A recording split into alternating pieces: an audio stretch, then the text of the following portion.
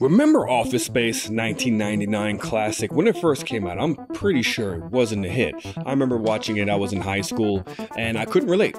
I didn't like the movie, I thought it was lame, it wasn't funny, until I had a 9 to 5 myself. Hey, remember that character Milton? Yeah, this stuttering, bumbling weirdo who works in the office, and everyone actually has a person that's kind of similar to him. In that movie, he gets moved from cubicle to cubicle to the point where he gets moved down to the basement where people completely forget about him. He gets upset because it's constantly been warning them and letting them know that, hey, if you move me again, I'm gonna burn this motherfucker down.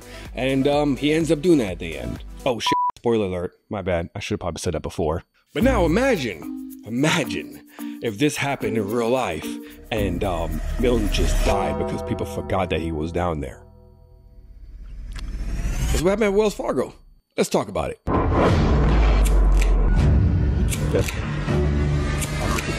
Here's to shows. A Wells Fargo employee died recently at her desk and was found 4 days later. A Tempe Wells Fargo employee died at her desk, and 12 News is now confirming that it may have taken as many as 4 days for anyone in the office to notice. So apparently Denise scanned into work on Friday, August 16th, and dead on Tuesday, August 20th. I gotta say, what's happening here? I don't know, but let's go ahead and see the news report. Her body was found the following Tuesday after a colleague saw her. Much of the office works remotely. Prudhomme's cubicle was reportedly on the 3rd floor and away from the main aisle. Employees say they could smell a foul odor, but thought it was a plumbing issue. Okay, so she was working at a cubicle by herself on the 3rd floor, away from everyone, and people smelled something funky and just said, hey, must be the restroom. Well, if you go in the restroom, was the plumbing bad? If it wasn't, no one decided to investigate on what that awful smell was? No. Okay. Now this does raise a bigger question here.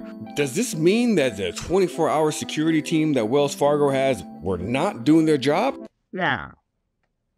That's right. I mean, that's kind of depressing. The HR department, no one realized, hey, she clocked in on Friday and didn't clock out? No one decided to reach out to her or send her an email or just even check? That Denise essentially has nobody in her life, if you think about it. She literally went missing on Friday. That means that nobody reached out to her Friday night, Saturday or Sunday or Monday. So she's clearly was single, alone, apparently didn't have any kids. Maybe she's one of those lonely cat ladies. You look at Kamala Harris, Pete Buttigieg, AOC, the entire future of the Democrats is controlled by people without children. There are just these basic cadences of life that I think are really powerful and really valuable when you have kids in your life. And the fact that so many people, especially in America's leadership class, just don't have that in their lives, you know, I worry that it makes people who are sociopathic and ultimately our whole country a little bit less mentally stable. A bunch of childless cat ladies who are miserable at their own lives and the choices that they've made, and so they want to make the rest of the country miserable. Wait a minute, get it how you live it. 10 toes in when we standing on business.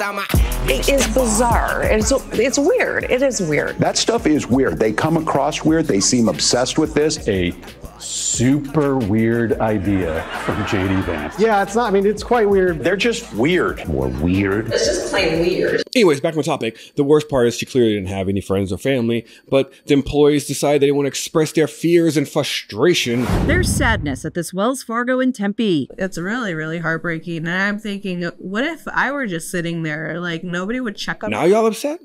Like, you're making it about yourself. You're making it about yourself. I see it. You're making it about yourself. Why are we doing this right now? An associate who asked to remain anonymous for fear of retaliation says the situation is troubling. Her boss had emailed her.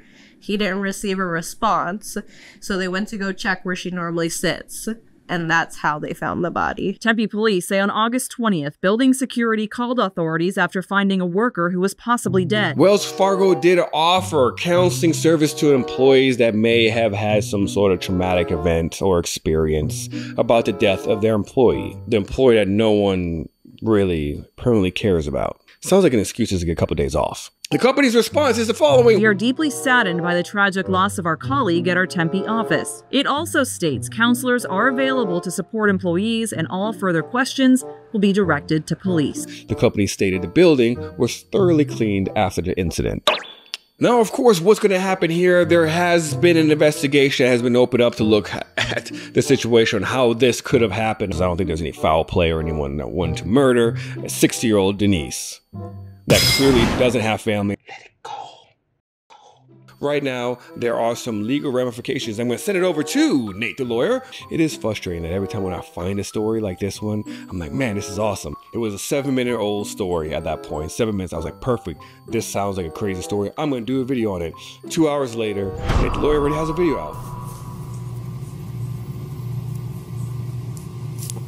So, you know, at this point, I just got to just go with the flow. Anyways, over to Nate. So let's talk about some potential legal ramifications for Wells Fargo. First off, there's a possible negligence claim here. When you think about it, the workplace has a duty to take care and ensure the safety and well-being of its employees. Wells Fargo's failure to notice that one of the employees was not only missing, but dead and sitting at their desk for 4 days could lead to a breach of that duty. As you can tell, there's probably going to be some legal implication for Wells Fargo, and also the trust that they've lost with the employees and with the public is also bad luck just in general. Now you would think that this is like an isolated situation, right?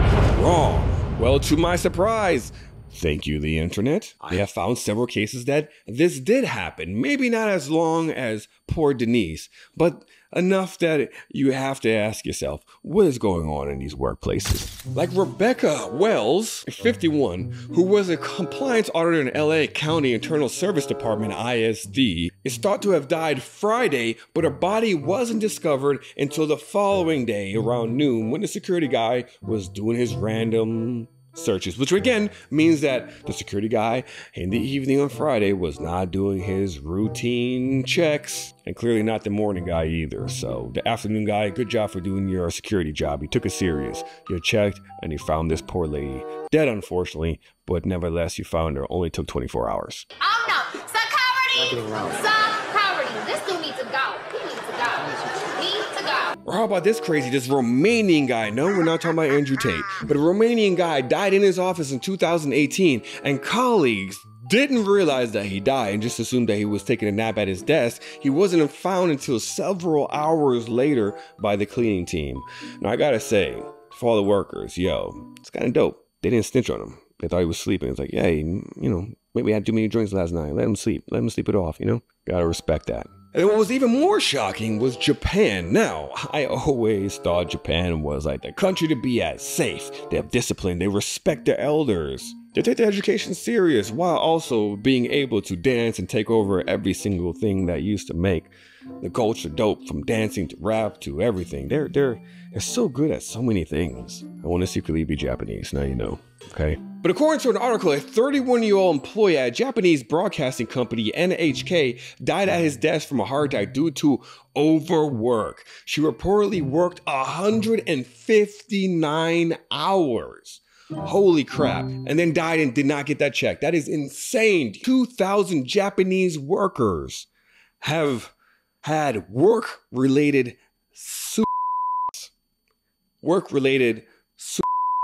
I probably gotta bleep that out, huh?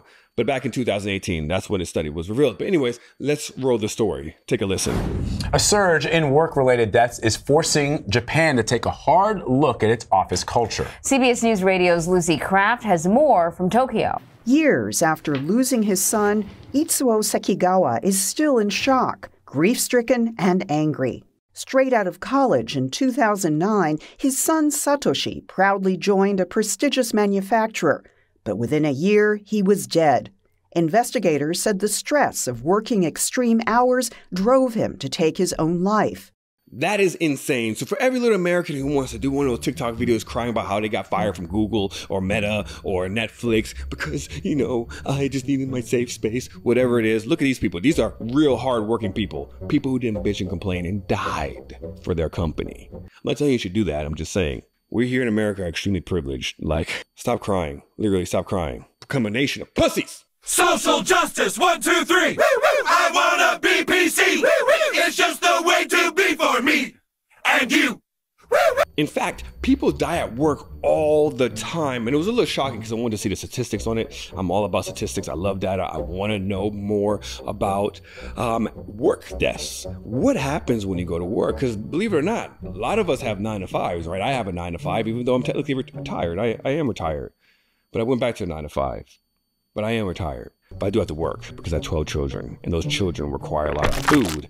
And inflation's really high right now, but don't worry, we got it under control with Harris. Well, let's start with this. Prices have gone up.